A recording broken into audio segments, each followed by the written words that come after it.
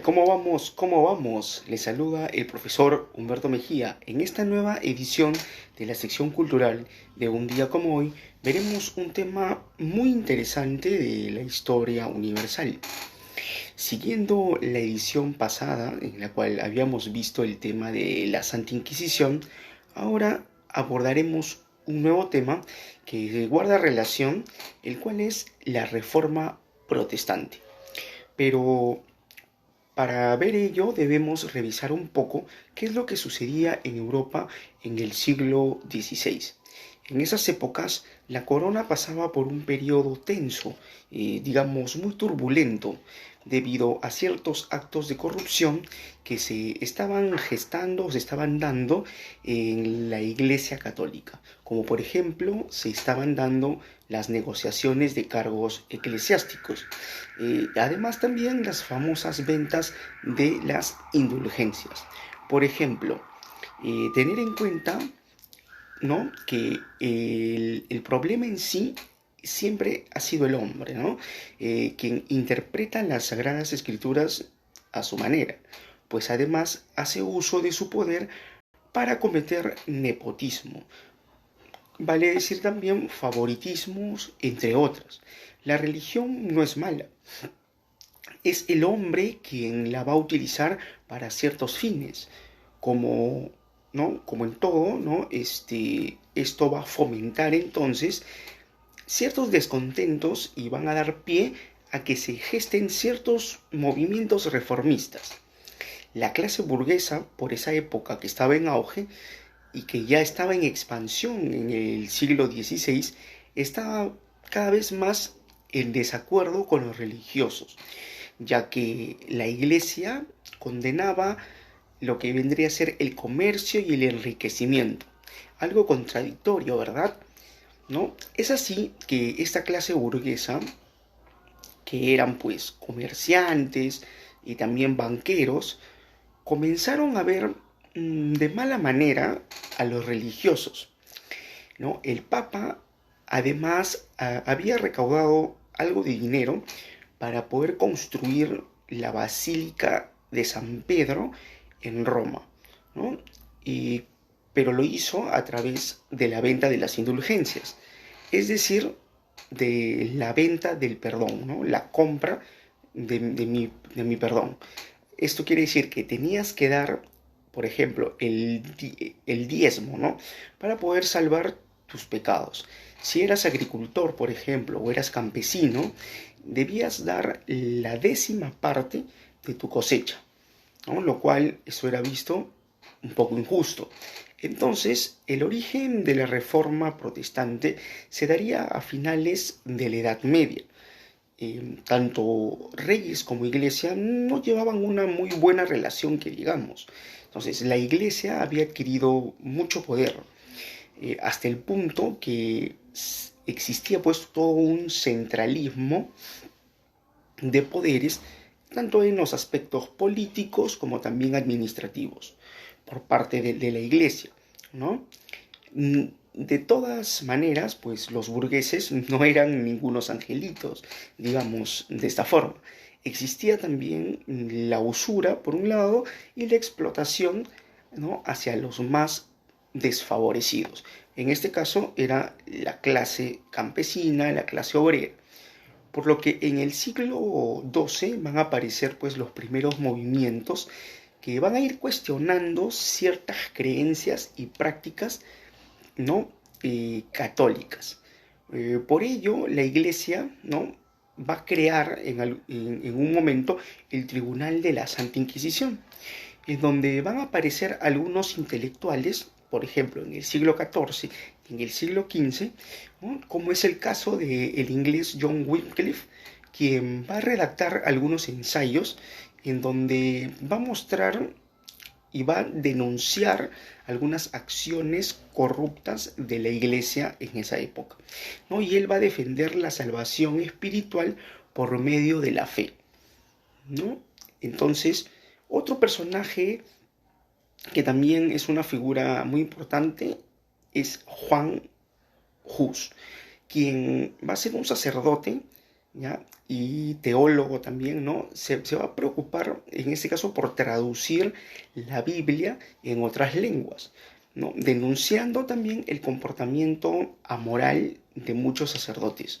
Sin embargo, la figura más importante o más trascendental fue la de Martín Lutero, quien va a nacer en Alemania y va a ser el primer opositor y el primer crítico de los dogmas de la Iglesia Católica.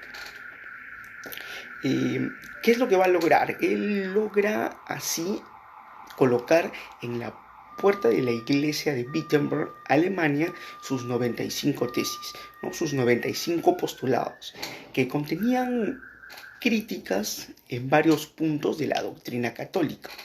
Algunos de estos principios que va a hablar la doctrina de Lutero van a ser los siguientes, ¿no? Por un lado, él se va a basar en la busca de la salvación por medio de la fe. Solo la fe va a poder salvar al hombre. También va a hablar sobre el fin del celibato.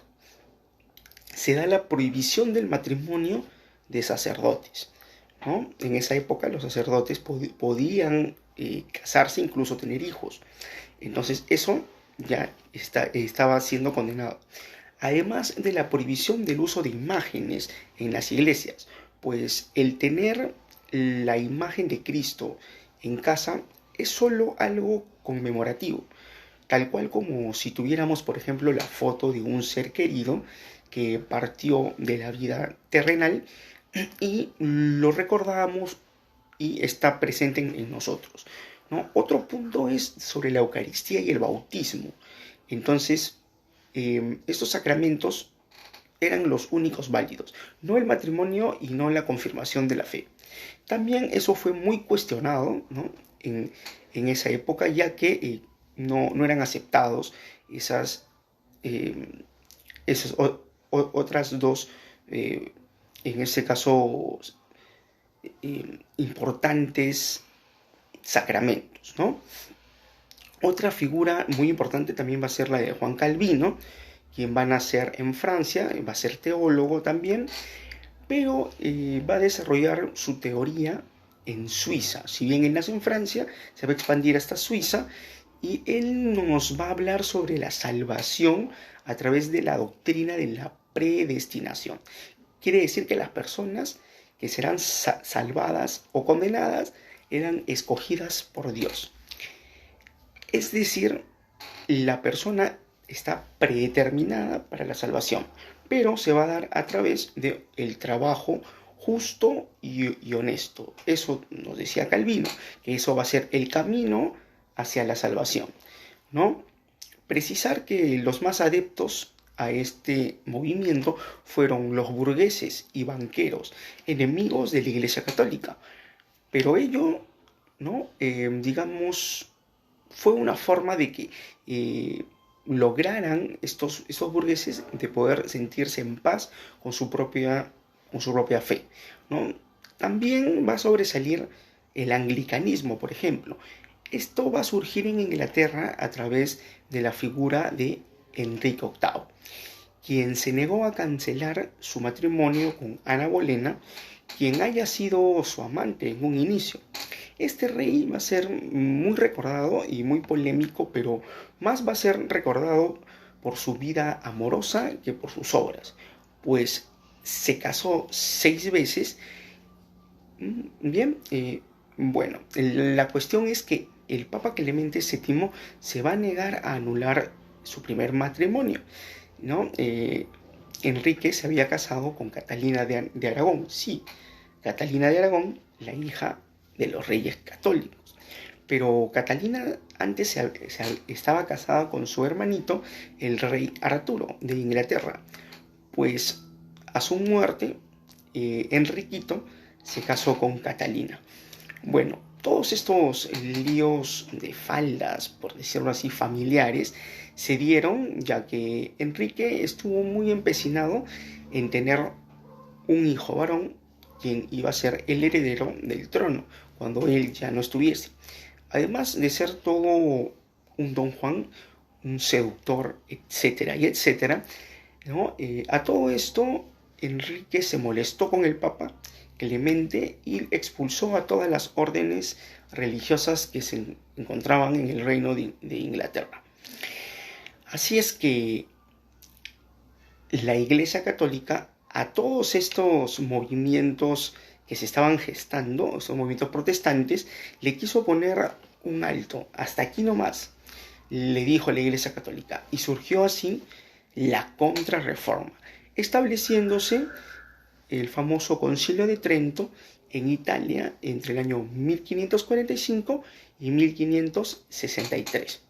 En dicho concilio se van a tomar algunas, digamos, decisiones muy importantes, como es, en primer lugar, ¿no?, el retorno de la Santa Inquisición. Ese tema fue el que vimos la vez pasada en el video anterior, ¿no? También se va a crear un índice de libros prohibidos. Este índice de libros prohibidos, digamos, van a ser seleccionados y quemados, porque iban en contra de la religión.